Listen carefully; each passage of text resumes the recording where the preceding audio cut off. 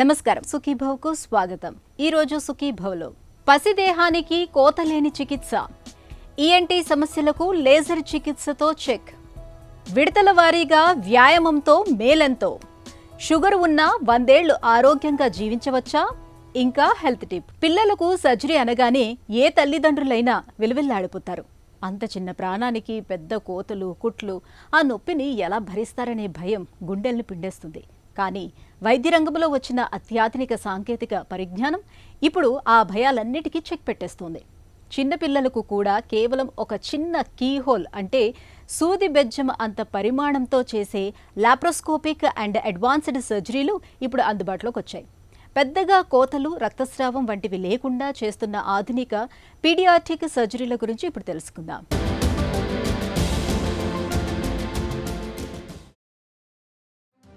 పసిపిల్లల నవ్వులు ఇల్లంతటికీ వెలుగులు. ఆ చిరునవ్వుల వెనుక ఏ చిన్న అనారోగ్యం దాగున్నా తల్లిదండ్రుల గుండె ఆగిపోయినంత పనవుతుంది. ఇక ఆ పసి దేహాలకు సర్జరీ చేయాలనే మాట వినపడితే చాలు కన్నవారి గుండెల్లో రైళ్లు పరిగెడతాయి. కానీ పసిపిల్లల శరీరం పెద్దల శరీరం లాంటిది కాదు. వారి శరీర అనాటమీ, అవయవాల అమరిక, వ్యాధులన్నీ పూర్తిగా భిన్నంగా ఉంటాయి. పుట్టుకతో వచ్చే లోపాలు, అపెండిసైటిస్, హెర్నియా లేదా మూత్రపిండాల సమస్యల వంటి ఎన్నో సమస్యలకు పసిప్రాయంలోనే సర్జరీ అవసరం పడుతూ ఉంటుంది. గ్లోబల్ హెల్త్ డేటా ప్రకారం ప్రపంచవ్యాప్తంగా ప్రతి సంవత్సరం మిలియన్ల మంది పిల్లలకు ఏదో ఒక రకమైన శస్త్రచికిత్స అవసరమవుతోంది. ఒకప్పుడు పిల్లలకు సర్జరీ అంటే పెద్ద కోత, ఎక్కువ రక్తస్రావం, నెలల తరబడి మంచానికే పరిమితం కావటం అనే భయాలు ఉండేవి. కానీ కాలం మారింది. పసిపిల్లల సున్నితమైన ప్రాణాలను కాపాడేందుకు నేడు అధునాతన వైద్య విజ్ఞానం సరికొత్త హంగులతో మన ముందుకు వచ్చింది. ముఖ్యంగా తక్కువ కోతతో పసిదేహాలకు సులువుగా సర్జరీ చేయొచ్చని చెబుతున్నారు డాక్టర్లు. పిల్లల్లో వచ్చిన ఒక 5-6 కండిషన్స్ ఉన్నాయి. దానికి చాలా అర్జెంట్. అందులో ముఖ్యమైనది ఏంటంటే ఫుడ్ పైప్ బ్లాక్ అంటాము. దాన్ని మేము ఈసోఫేజియల్ ఎట్రీజియా అంటాం అనమాట. అది చాలా కామన్ పిల్లల్లోని. దాని తర్వాత చాలా కామన్గా వచ్చే కండిషన్ ఏంటంటే యానోరెక్టల్ మాల్ఫార్మేషన్ అంటాం. వాళ్ళకి కిందన మోషన్ పాస్ చేసే ఓపెనింగ్తో ఉండదు. ఎప్పుడైతే కిందన ఓపెనింగ్ ఉండదో వాళ్ళు వెంటనే ఒకటో రోజో రెండో రోజో మోషన్ పాస్ చేయలేరు. దానివల్ల కడుపు పొంగడం, తర్వాత వాంతులు అవ్వడం ఇలాంటివన్నీ అవుతుంటాయి. మూడో ముఖ్యమైన కండిషన్ ఏంటంటే ఇంటెస్టైనల్ అబ్స్ట్రక్షన్. మన పెద్దవాళ్ళు వచ్చినట్టే పిల్లల్లో కూడా వస్తుంది. అది పిల్లల్లో వచ్చిన ఇంటెస్టైనల్ అబ్స్ట్రక్షన్ కాజ్ ఏంటంటే ఇంటెస్టైన్ ఒక దగ్గర వరకే డెవలప్ అవుతుంది. Remaining portion of the intestine develop అవ్వదన్నమాట వేరే వేరే కారణాల వల్ల. ఇలాంటి కండిషన్స్తో బేబీ పుట్టినప్పుడు ఎక్కువ సమయం వేస్ట్ చేయకుండా వెంటనే వీళ్ళకి సర్జికల్ కరెక్షన్ చేసి ఈ మూడిటికి సమస్యని మేము సర్జరీ ద్వారా పరిష్కరిస్తాం అనమాట. గత 20 సంవత్సరాలతో కంపేర్ చేస్తే ఇప్పుడు న్యూబార్న్ సర్జరీ చాలా సురక్షితం. దాని కారణం ఏంటంటే ఇప్పుడు మత్తు ఇచ్చే డాక్టర్లు, ఎనస్థీషియా వాళ్ళు న్యూబార్న్ ఎనస్థీషియాలో చాలామంది ట్రైన్ అయి ఉన్నారు. అంతేకాకుండా న్యూబార్న్స్లో ఇచ్చే మెడిసిన్స్, సేఫ్ మెడికేషన్స్ చాలా వచ్చాయి. ఎనస్థీషియా మెడికేషన్స్, వాళ్ళలో వాడే ఎండోట్రికల్ ట్యూబ్స్, వాళ్ళలో వాడే సెంట్రల్ లైన్స్, చాలా చిన్న చిన్న సెంట్రల్ లైన్స్, ఇవన్నీ చాలా బాగా డెవలప్ అయినాయి అన్నమాట. పిల్లల్లో వచ్చే కొన్ని సమస్యలు పైకి తీవ్రంగా కనిపించకపోయినా లోపల మాత్రం ముదిరిపోయి ఉంటాయి.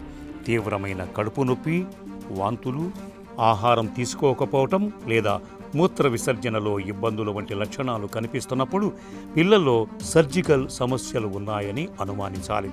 జన్యుపరమైన లోపాలు, గర్భస్థ శిశువుగా ఉన్నప్పుడు అవయవాల ఎదుగుదల లోపించటం వంటివి పిల్లల్లో తీవ్రమైన సమస్యల్ని తెచ్చిపెడుతూ ఉంటాయి. పూర్వం ఇలాంటి సమస్యలను గుర్తించటం, వీటికి చికిత్స చేయటం కత్తి మీద సాములా ఉండేది. కానీ నేటి ఆధునిక వైద్యంలో high resolution ultrasound, paediatric CT scan మరియు ఎంఆర్ఐ వంటి ఇన్వెస్టిగేషన్స్ అందుబాటులోకి వచ్చాయి. ఇవి తల్లి గర్భంలో శిశువు ఉన్నప్పుడే లోపాలను కంటికి కట్టినట్లు చూపిస్తున్నాయి.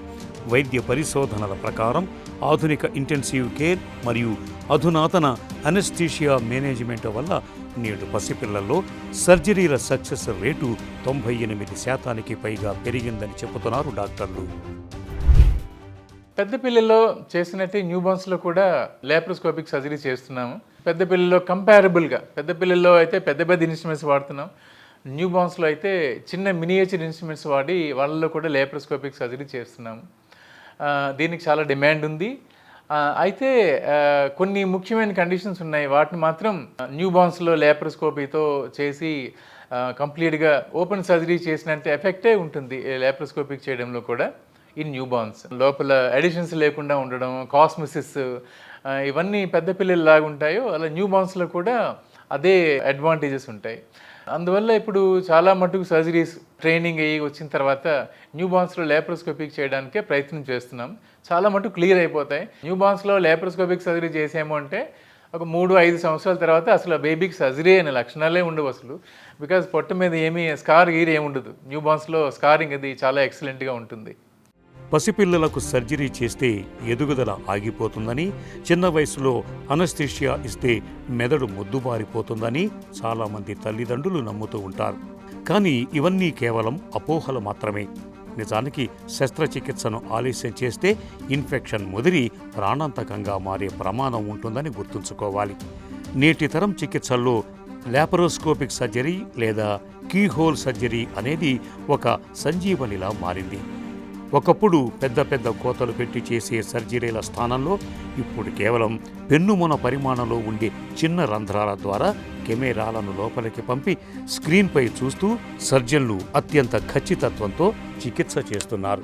ఆశ్చర్యకరమైన విషయం ఏమిటంటే కేవలం కొద్ది నెలల వయసున్న పసికందులకు కూడా ఇప్పుడు లాపరోస్కోపీ ద్వారా అత్యంత క్లిష్టమైన సర్జరీలను విజయవంతంగా నిర్వహిస్తున్నారు. దీనివల్ల నొప్పి అనేది పిల్లలకు తెలియదు, రక్తస్రావం అసలే ఉండదని చెబుతారు నిపుణులు. ఇప్పుడు నియోనేటల్ ఇంటెన్సివ్ కేర్ యూనిట్స్ని ప్రతి హాస్పిటల్స్లో ఉంటున్నాయి. నియోనేటల్ ఇంటెన్సివ్ కేర్ అంటే 600 గ్రాములు 800 గ్రాములు ప్రిమెచ్యూర్ బేబీస్ నుంచి వాళ్ళు ఒక 1.8-2 kgs వచ్చే వరకు ఆ బేబీస్ని ఎన్ఐసిలో ఉంచి వాళ్ళకి సెప్సిస్ కానీ వేరే రకమైన ఏ కాంప్లికేషన్ లేకుండా దగ్గరుండి మేనేజ్ చేయడానికి వచ్చిన టీమే నీనటాలజిస్ట్ అనమాట. న్యూ బార్న్స్కి సర్జరీ చేసిన తర్వాత మేము నీనటాలజిస్ట్ మీద హెవీలీ డిపెండెంట్. బికాజ్ వాళ్ళు ఉండడం వల్లే మా బేబీస్ పోస్ట్ ఆప్ కేర్ అది కంప్లీట్గా వాళ్ళే టేక్ ఓవర్ చేసుకుంటున్నారు.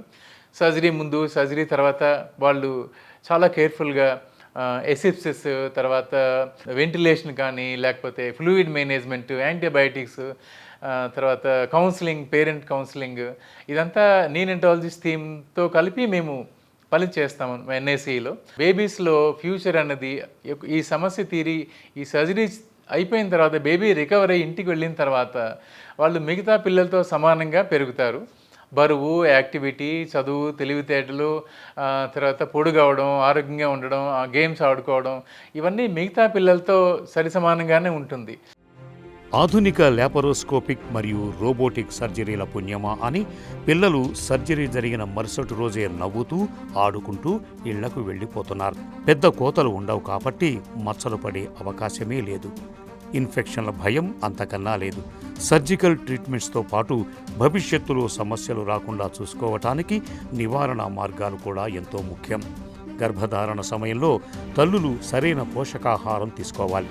ఫోలిక్ యాసిడ్ ట్యాబ్లెట్లు వాడటం వల్ల పిల్లల్లో పుట్టుకతో వచ్చే లోపాలను ముందే నివారించవచ్చు. అలాగే పిల్లల్లో కనిపించే చిన్న చిన్న సమస్యల్ని నిర్లక్ష్యం చేయకూడదు. సకాలంలో పీడియాటిక్ సర్జన్ను సంప్రదించాలి. ఆధునిక వైద్యానికి అత్యాధునిక సాంకేతికత తోడైన వేళ పిల్లల శస్త్రచికిత్సలు ఇప్పుడు ఎంతమాత్రం భయపడాల్సిన విషయం కాదని మనందరం గుర్తుంచుకోవాలి. లేజర్ల రాకతో ఇవాళ సర్జరీల తీరుతెన్నులు పూర్తిగా మారిపోయాయి. కోతలు, కత్తిఘాట్లు, రక్తస్రావం, ఇన్ఫెక్షన్ల బెడద ఇవేవీ లేకుండానే చాలా సులువుగా ఆపరేషన్లు జరిగిపోతున్నాయి. పేషెంట్కి రోజుల తరబడి ఆసుపత్రిలో ఉండాల్సిన అవసరం కూడా తప్పింది. లేజర్ మూలంగా అత్యంత ఖచ్చితత్వంతో కావలసిన మేరకే కణజాలాన్ని తొలగించగలుగుతున్నారు. దీంతో సర్జరీల సక్సెస్ రేటు కూడా బాగా పెరిగింది. ముఖ్యంగా చెవి, ముక్కు, గొంతు సమస్యల చికిత్సలో లేజర్లు కీలక పాత్ర పోషిస్తున్నాయి. ముక్కులో పాలిప్స్ మొదలుకొని స్వరపేటిక సమస్యల వరకు, టాన్సిల్స్ నుంచి కొన్ని రకాల కణితులను తొలగించడం వరకు లేజర్ చికిత్సలు బాగా ఉపయోగపడుతున్నాయి. ఈఎన్టీ సమస్యలు, హెడ్ అండ్ నెక్ క్యాన్సర్ల చికిత్సలో లేజర్ తోడ్పాటు గురించి ఇప్పుడు తెలుసుకుందాం. లేజర్ అంటే light amplification by stimulated emission of radiation అంటారు. ఈ లేజర్ అనేది it is a device which has dramatically changed ENT practice. Advantages of laser ante usually it's a precision of the surgery. In selective conditions lo laser use చేయడం వల్ల క్విక్గా wound healing అయ్యేదానికి, లిమిటెడ్గా అంటే unnecessary tissue trauma can be avoided by very precise dissection of the unhealthy tissues. So laser వల్ల advantages pain తక్కువ ఉంటుంది, అలాగే క్విక్ హీలింగ్ కూడా ఉంటుంది. తర్వాత quick recovery from most of the conditions. అంటే ఈ లేజర్ సర్జరీ చేసుకున్న దానివల్ల 24 అవర్స్ లోపలే మనం throat cancers, especially vocal cord cancers కానీ, అర్లీ వోకల్ కార్డ్ క్యాన్సర్స్, అలాగే oral cancers, tongue cancers, pre cancers conditions like leukoplakia of the tongue, ఇలాంటి conditions యూజువల్గా మనం hospital admission as a day care surgery లాగే చేసి vocal cord cancer కూడా అర్లీగా diagnose చేసి క్యూర్ చేయగలుగుతున్నాం. అంటే it is a real benefit, great benefit of the lasers అని చెప్పుకోవాల్సి ఉంటుంది. వోకల్ కార్డ్ నాడ్యూల్స్ అని, వోకల్ కార్డ్ పాలిప్స్ అని, vascular lesions in the voice బాక్స్లో కూడా ఇవి డే కేర్ లేజర్ సర్జరీ ద్వారా మనం తొలగించి వెంటనే వాయిస్ నార్మల్ చేసేదానికి అవకాశం ఉంటుంది. వ్యాయామం చేయాలని ఉంది కానీ జిమ్ముకు వెళ్లేంత టైం దొరకటం లేదని, బిజీ అని మనలో చాలా మంది వాపోతూ ఉంటారు. అయితే ఆరోగ్యం కోసం గంటల తరబడి చెమటోడ్చాల్సిన పని లేదు. కేవలం 5 నుంచి 10 నిమిషాల సమయం చాలని చెబుతారు నిపుణులు. రోజు మొత్తంలో ఆఫీసు విరామ సమయాల్లోనో లేదనంటే టీవీ చూస్తూ ఉన్నప్పుడు చేసే చిన్న చిన్న వ్యాయామాలు సైతం గంటల తరబడి చేసే జిమ్ వర్కౌట్లతో సమానమైన ఫలితాన్ని ఇస్తాయని పరిశోధనలో తేలింది. మినీ వర్కౌట్లుగా పిలిచే ఈ చిన్న చిన్న వ్యాయామాల గురించి ఇప్పుడు తెలుసుకుందాం.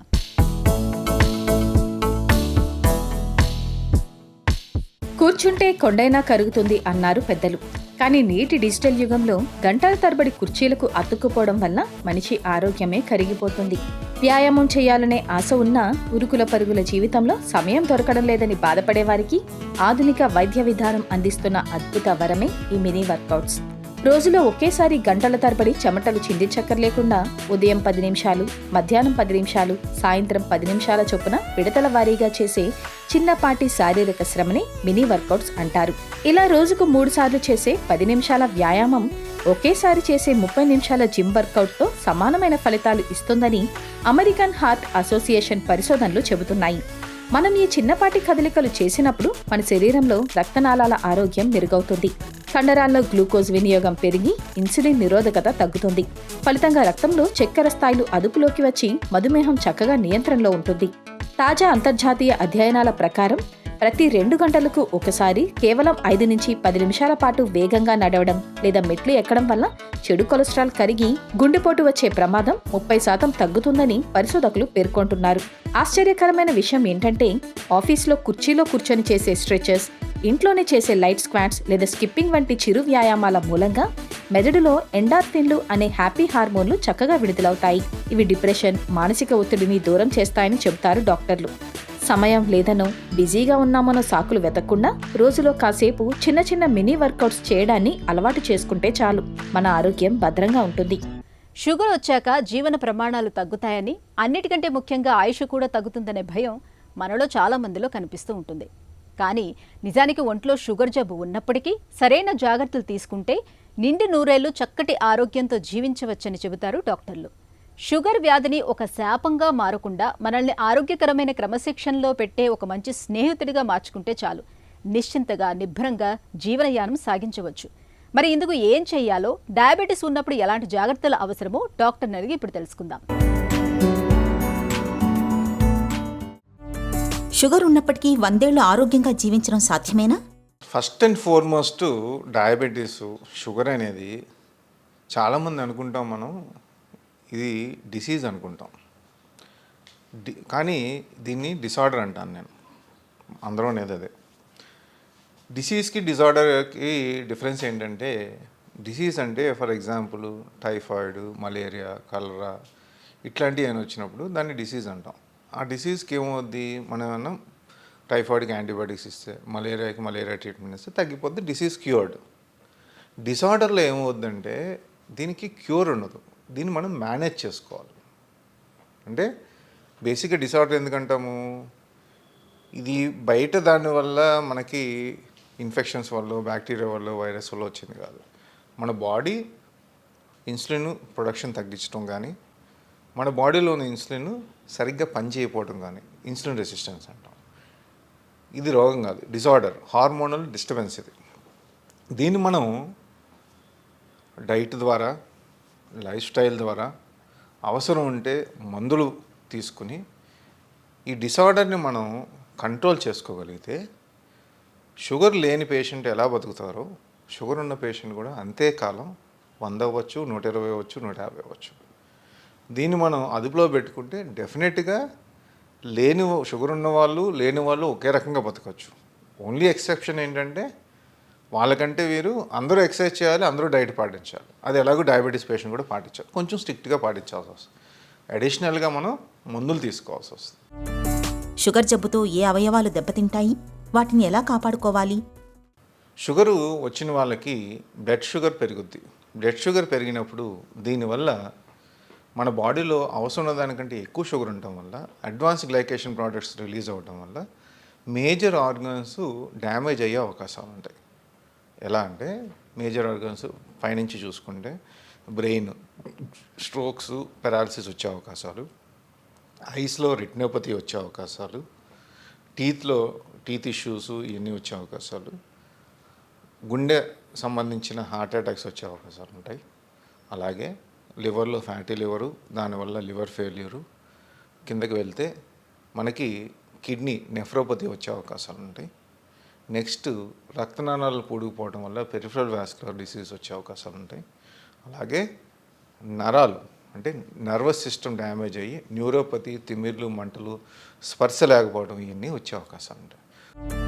షుగర్ని అదుపులో ఉంచడానికి ఆహారం, వ్యాయామం, నిద్ర వంటి అంశాలలో ఎలాంటి జాగ్రత్తలు తీసుకోవాలి? మనకి టేబుల్కి, కుర్చీకి 4 కాళ్ళు ఎలా ఉంటాయో అలాగే దీనికి 4 డైరెక్షన్స్ అనుకోండి. 1 ఫస్ట్ డైట్, 2 ఎక్సర్సైజ్, 3 మందులు టైంకి వాడటం, కరెక్ట్గా వాడుకోవటం, 4 డాక్టర్ని రెగ్యులర్గా కలిసి డోసేజ్ అడ్జస్ట్మెంట్ చేసుకోవటం అనేది చాలా ఇంపార్టెంట్. ఈ 4 చేసుకోగలిగితే మనకి షుగర్ కంట్రోల్ రావడానికి పెద్ద కష్టమేం కాదండి. మధుమేహానికి మందులు లేదా ఇన్సులిన్ని జీవితాంతం వాడాల్సిందేనా? షుగర్ వచ్చిన పేషెంట్స్ ఫర్ ఎగ్జాంపుల్ వాళ్ళ షుగర్ డయాగ్నోస్ అయిందనుకోండి, వాళ్ళకి డెఫినెట్గా మందులు కావాలా అంటే లేదండి. HbA1c అంటాం, 3 months యావరేజ్ షుగర్. దాన్ని బట్టి మందులు అవసరమా లేకపోతే డైట్ ఎక్సర్సైజ్తో మనం చేయగలుగుతామా అనేది మనం ఫస్ట్ డిటర్మిన్ చేసుకోవాలి. సింపుల్ ఎగ్జాంపుల్ 6.5 అంటే డయాబెటీస్ అంటాం. 6.5 దానిపైన నుండి 7 లోపల ఉంటే ఆ పేషెంట్స్కి ఫస్ట్ చేయాల్సింది మనము డైట్ ఎక్సర్సైజ్ చేపించుకుని ఒక 2 to 3 months వెయిట్ చేసే అవకాశం ఉంటుంది. కాకపోతే డైట్ ఎక్సర్సైజ్ చేయలేను లేకపోతే కాంప్లైన్స్ సరిగ్గా లేదు అంటే డౌట్గా ఉన్నప్పుడు ఆ 2 చెప్పి బేసిక్ ట్యాబ్లెట్స్, మెట్ఫార్మిన్ లాంటిది కూడా పెట్టుకోవాల్సి వస్తుంది. కిడ్నీలు, కళ్ళు, గుండెను కాపాడుకోవడానికి క్రమం తప్పకుండా చేయించుకోవాల్సిన పరీక్షలేంటి? First and foremost yearly cholesterol test, eye test, foot examination compulsory చేసుకోవాలి. ఎవ్రీ 3 months HbA1c చేసుకోవాలి. ఎవ్రీ 6 months మీరు కొలెస్ట్రాల్ టెస్టు, కిడ్నీ టెస్టు చేసుకోవాలి.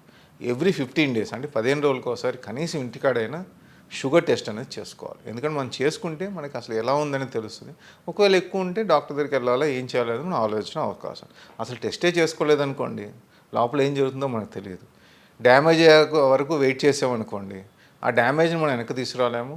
అప్పుడు స్ట్రిక్ట్గా కంట్రోల్ చేయడం వల్ల ఇబ్బందులు కూడా పెరిగే అవకాశం ఉంది. ఫర్ ఎగ్జాంపుల్ హార్ట్ అటాక్ వచ్చి హాస్పిటల్ అడ్మిట్ అయిన పేషెంటు, లేకపోతే బ్రెయిన్ స్ట్రోక్ వచ్చి హాస్పిటల్ అడ్మిట్ అయిన స్ట్రోక్ వచ్చిన పేషెంట్, వాళ్ళు 300-400 షుగర్ ఉంటే వాళ్ళని అర్జెంటుగా 100 తీసుకొచ్చే మనకి స్ట్రెస్ చేసామనుకోండి, దానివల్ల మళ్ళీ రికరెంట్గా మళ్ళీ హార్ట్ అటాక్ ట్రిగర్ అయ్యే అవకాశం ఉంటే మళ్ళీ స్ట్రోక్ ట్రిగర్ అయ్యే అవకాశం ఉంటుంది. ఆ టైంలో స్ట్రిక్ట్గా కంట్రోల్ చేయడం కాదు, అక్కడ దాకా రాకుండా ఉండడానికి మనం స్ట్రిక్ట్గా కంట్రోల్ చేసుకోవాలి. అది చాలా ఇంపార్టెంట్ అండి. షుగర్ పూర్తిగా తగ్గిపోతుందని చెప్పే ప్రకటనల్లో ఎంతవరకు నిజం ఉంది? డయాబెటీస్ రివర్సల్ అనేది ఒక మిస్నార్మల్ నా ఉద్దేశం ప్రకారం. ఎందుకంటే రివర్సల్ అంటే అర్థం ఏంటి? యాక్చువల్గా ఇంగ్లీష్లో మనకు అర్థం ఏంటి? ఇవాళ నాకు షుగర్ ఉంటే నేను చేసే లైఫ్ స్టైలు డైట్ మేనేజ్మెంట్ చేసిన తర్వాత 3 నెలలు కానీ 6 నెలలు కానీ దాని తర్వాత నేను ఎలా ఉన్నా కానీ మళ్ళీ వెనక్కి రాకూడదు. మనం ఈ 3 నెలలు 6 నెలలు చేసి షుగర్ కంట్రోల్లోకి వచ్చినాక మళ్ళీ మనం నార్మల్గా వెళ్ళినా మళ్ళీ నార్మల్గా ఉన్నా కానీ ఆ షుగర్ వెనక్కి రాకూడదు. అప్పుడు దాన్ని రివర్సల్ అంటాం. కాకపోతే ఇది యాక్చువల్ రివర్సల్ కాదు. మనం డైట్, లైఫ్ స్టైలు, ఫుడ్ తీసుకునేది మనం జాగ్రత్తగా మేనేజ్ చేస్తే వితౌట్ ట్యాబ్లెట్స్ కూడా మన వెయిట్ తగ్గి ఎక్సర్సైజ్ చేయడం వల్ల వితౌట్ ట్యాబ్లెట్స్ కూడా షుగర్స్ కంట్రోల్లోకి వస్తుంది. ఫర్ ఎగ్జాంపుల్ HbA1c 10 ఉన్న వాళ్ళకి కూడా HbA1c 5కు రావచ్చు. ఈ 5కు వచ్చినాక మన 10 HbA1c ఉన్నప్పుడు చేసిన పనులన్నీ ఆహార పదార్థాలు కానీ ఎక్సర్సైజ్లు కానీ మళ్ళీ 5 ఉన్నప్పుడు మళ్ళీ మొదలెట్టామనుకోండి మళ్ళీ అది 10కి వెళ్ళిపోతుంది. సో అప్పుడు ఏమవుతుంది, ఇది రివర్సల్ కాదు, రెమిషన్ అంటాం. అంటే మనం చేసిన ఎక్సర్సైజ్ కానీ డైట్ షెడ్యూల్ మార్చడం వల్ల కానీ మనం చేసే పనులు మార్చడం వల్ల కానీ సరిగ్గా నిద్రపోవడం వల్ల కానీ షుగర్ కంట్రోల్లోకి వచ్చినప్పుడు ఇదే మన జీవన శైలిని లైఫ్ లాంగ్ ఉంచుకోగలిగితే అదే పేషెంట్ డయాబెటీస్ కంట్రోల్లో ఉంచుకునే అవకాశాలు ఉంటాయి. షుగర్ ఉన్నప్పుడు ఆరోగ్యంగా జీవించడానికి పాటించాల్సిన ప్రాథమిక సూత్రాలేంటి? డైట్లో సింపుల్గా చెప్పాలంటే మన అలవాటు ప్రకారం చాలా రైస్ పెట్టుకుని ప్లేట్లో 50% రైస్ పెట్టుకుని కొంచెం 10% 25% కూరలో పెట్టుకుని తింటాం. దాని బదులు 25% రైస్ చపాతీ పెట్టుకుని 50% 60% కూరలో పెట్టుకుని కూరలో రైస్ కలుపుకోండి. దానివల్ల మీకు కొంత కార్బ్ కంటెంట్ తగ్గుద్ది ఒకటి. సో డైట్ నేను సింపుల్గా చెప్పాను. ఈ డైట్ చేంజ్ చేసుకోవటం ఒకటి, ఏదో ఒక ఎక్సర్సైజ్ వాకింగ్ కానీ రన్నింగ్ కానీ జాగింగ్ కానీ స్విమ్మింగ్ కానీ గేమ్ కానీ ఏదో ఒకటి అరగంట నుంచి 40 నిమిషాల వరకు రోజు స్పెండ్ చేయండి. అది స్ట్రెస్ తగ్గుద్ది, కార్టిసాల్ తగ్గుద్ది, షుగర్ తగ్గుద్ది. మూడోది, రెగ్యులర్గా ఇంట్లో చెక్ చేసుకోండి. 10 to 15 days every 10 to 15 days ఇంట్లో చెక్ చేసుకోండి. ఒకవేళ ఎక్కువ ఉంటే డాక్టర్ని కలవండి, లేదంటే కంట్రోల్లో ఉంటే కంటిన్యూ చేయండి మందులు. కంట్రోల్లో ఉన్నప్పుడు 3 to 6 monthsకి ఒకసారి డాక్టర్ దగ్గరికి వెళ్ళి అన్ని పరీక్షలు చేయించుకుని ఎగ్జామినేషన్ చేయించుకుని మందులు అడ్జస్ట్ చేసుకోండి. కంట్రోల్లో లేకపోతే 3-6 months అనేది లెక్క ఉండదు. ఎప్పుడుదా కంట్రోల్ లేకపోతే అప్పుడుదా ఫాలోఅప్ చేసి కంట్రోల్లో తెచ్చుకోవడం అనేది చాలా ఇంపార్టెంట్. డాక్టర్ దగ్గరికి ఏ ఫిజిషియన్ దగ్గరికి వెళ్ళినా, డయాబెటాలజిస్ట్ దగ్గరికి వెళ్ళినా, ఎండోక్రాలజిస్ట్ దగ్గరికి వెళ్ళినా షుగర్ ఎక్కువ ఉన్నప్పుడు మందులు అడ్జస్ట్ చేయడానికి జనరల్గా 6 to 8 weeks పడుతుంది అడ్జస్ట్ చేసి స్టెబిలైజ్ చేయడానికి. అంతవరకు ఓపికగా మీరు ఉండాలి, డాక్టర్ కూడా ఉండాలి. అలాగే ఫాలోఅప్కి రావడం అనేది ఇంపార్టెంట్. షుగర్ జబ్బు అనేది జీవితానికి ముగింపు కాదు. అది మనల్ని మనం మరింత జాగ్రత్తగా చూసుకోవటానికి ప్రకృతి ఇచ్చే ఒక హెచ్చరిక మాత్రమే. సరైన ఆహారం, నిరంతర వ్యాయామం, క్రమం తప్పని పరీక్షలు, తరచూ డాక్టర్ సలహాలు మధుమేహాన్ని అదుపులో ఉంచే తారక మంత్రాలివే. ఇక ఈరోజు కార్యక్రమాన్ని ముగించే ముందు ఒక చిన్న చిట్కా మీకోసం. జుట్టు రాలుతున్నప్పుడు, వెంట్రుకలు తెల్లబడుతున్నప్పుడు రోజు ఉదయాన్నే ఒక స్పూన్ నల్ల నువ్వుల్ని బాగా నమిలి తినడాన్ని అలవాటు చేసుకోండి. అలాగే ఒక చిన్న ఉసిరికాయ ముక్కను నిత్యం ఆహారంలో భాగంగా చేసుకోండి. నువ్వులు, ఉసిరిలో ఉండే ఐరన్, కాల్షియం పోషకాలు జుట్టు రాలడాన్ని, తెల్లబడటాన్ని తగ్గిస్తాయి.